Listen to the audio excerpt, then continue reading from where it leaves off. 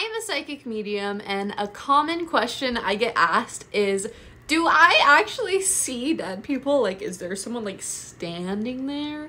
Or if it's not that, what is it? So let's talk about it. And I'm gonna give you an example from a client I had like 2 weeks ago.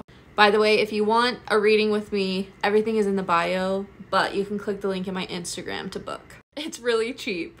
Okay, here's an example of a reading I did. I don't usually do them over text, but I'm happy I have this so I can show you guys. So I saw him, but he's not like I'm talking to her father, and he's not like standing right in front of me. He's like enters my mind's eye. He's here.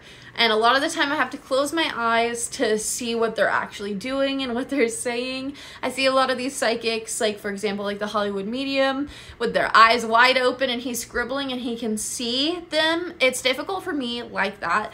A lot of the time I do have to close my eyes, like I said. So for example, if it's someone coming from heaven, which is all I work with now, in the past I would get like darker entities, and when I say darker I just mean like ghost, like gray entities, but it is different when they come from heaven.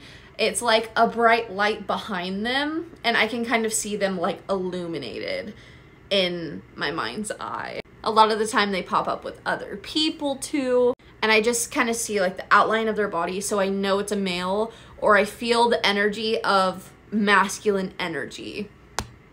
I literally saw him dancing and she's like, oh my god, not me crying, he was always dancing. And a lot of the time they give me symbolism in my mind's eye. So for example, he showed me a watch that I was like, I don't know what this means, like, do you know what this means? And she was like, my mom gave me a Fitbit watch literally today. That's insane. And this person was murdered and I was able to give her closure, and that is my favorite part. I love that. A lot of the time, immediately after people pass away, they mess with lights because they want you to know they're there, and you might be a little scared by it, but it's just them. That happened with my grandfather as well, pretty much the same thing. And then I saw a grandma and a dog, and he was just saying like, I'm with them, and she was like, oh my gosh, like that's them. And then before he went back, he showed me again symbolism. He showed me a teddy bear, and she was like, oh my gosh, my sister got my nephew a teddy bear with my dad's voice in it. That is so crazy. I guess he likes it. And then she just like, thank you so much, I really appreciate it. It's been hard for me to cope with this murder, but makes it a little easier.